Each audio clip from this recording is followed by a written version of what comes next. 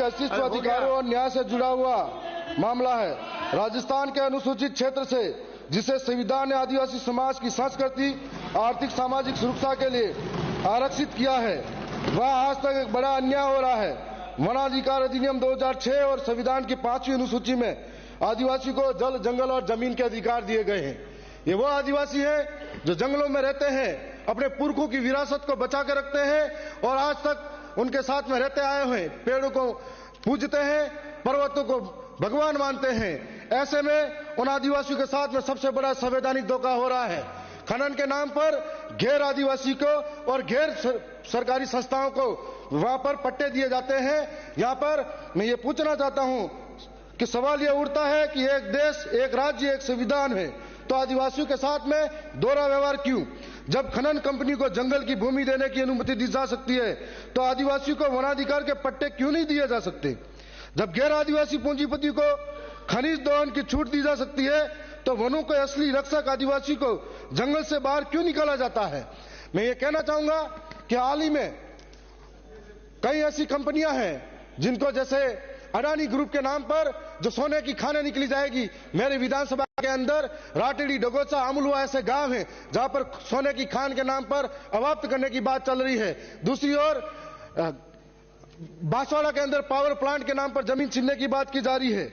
आखिर हमारे आदिवासियों के साथ में ऐसा द्वेषतापूर्ण अन्याय क्यों? एक पेड़ मां के नाम, दूसरी ओर आदिवासियों के जंगल अडानी वेदांता ग्रुप के नाम। अनुसूचित क्षेत्र में आदिवासियों के वनाधिकार पट्टों को त्वरित वितरण किया जाए, ये हम आपको कहना चाहेंगे। आदिवासी भूमि पर बाहरी कंपनियों द्वारा खनन गतिविधि को तत्काल प्रभाव से रोका जाए। मैं साथ साथ में यह भी कहना चाहूंगा, राजस्थान में आदिवासी क्षेत्रों में जंगल सदियों से वहां निवास करने वाले आदिवासी आजीविका चलाते हैं। उनकी संस्कृति, परंपराओं और अभिरंग है, परंतु वन भूमि के प्रशासनिक नियंत्रण और बाहरी दखलंदाजी के कारण यह जंगल धीरे धीरे कमजोर होते जा रहे हैं। मैं यहां सरकार से कहना चाहूंगा कि आप ये जंगल जो वन समितियां हैं सीधे उनके द्वारा संचालित हो और वन समिति को दिया जाए।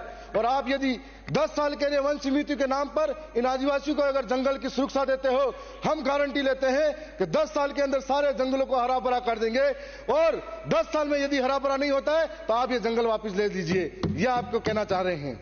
मैं ये भी कहना चाहूंगा कि आदिवासी समुदायों को आर्थिक रूप से आत्मनिर्भर बनाने, जलवायु परिवर्तन से लड़ने और जैव विविधता संरक्षण को प्रोत्साहित करने में सहायक होगा। साथ ही इनसे वन संसाधनों के अवैध दोहन और अतिक्रमण पर भी प्रभावी नियंत्रण होगा। मैं साथ साथ में एक और महत्वपूर्ण जरूरी बात करना चाहूंगा कि हमारे एक महत्वपूर्ण आस्था से जुड़ी हुई मांग को उठाना चाहता हूं।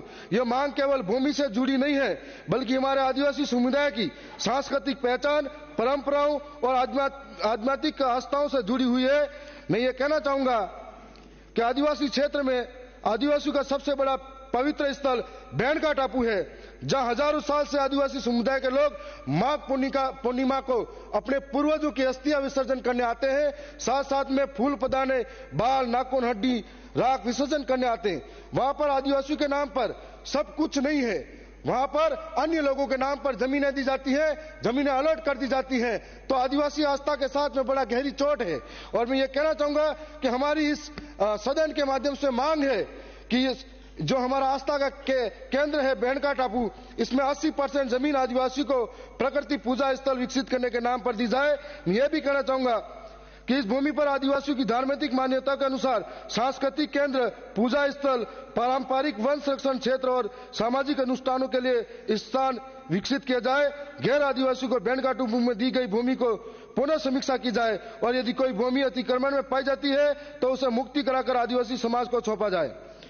मैं इस दौरान यह भी कहूंगा कि हाल ही में राजस्थान सरकार ने 2024 के बजट घोषणा में यह बात भी कही थी कि प्रदेश में 3 नवीन महिला बटालियन खोली जानी प्रस्तावित है। यदि ऐसा है तो भील, कालीबाई, कलासुआ का संबंध दक्षिणी राजस्थान से है। दक्षिणी राजस्थान की कानून व्यवस्था को मद्देनजर रखते हुए आपसे विशेष अनुरोध है कि भील, कालीबाई, कलासुआ का नाम से दक्षिणी राजस्थान में बटालियन खोली जाए, जिसमें अनुशासन बढ़ेगा, कानून व्यवस्था बढ़ेगी। मैं एक और जिक्र करना चाहूंगा कि हाल ही में हमारे विधानसभा में एक चर्चित नाम आता है सुशीला पारगी क्रिकेट के खेलने के नाम पर, और वो भारत के क्रिकेट के भगवान कहे जाने सचिन तेंदुलकर जी ने भी उसको ट्वीट किया था। तो मैंने सदन की कार्रवाई दिनांक 5 फरवरी प्रातः 11 बजे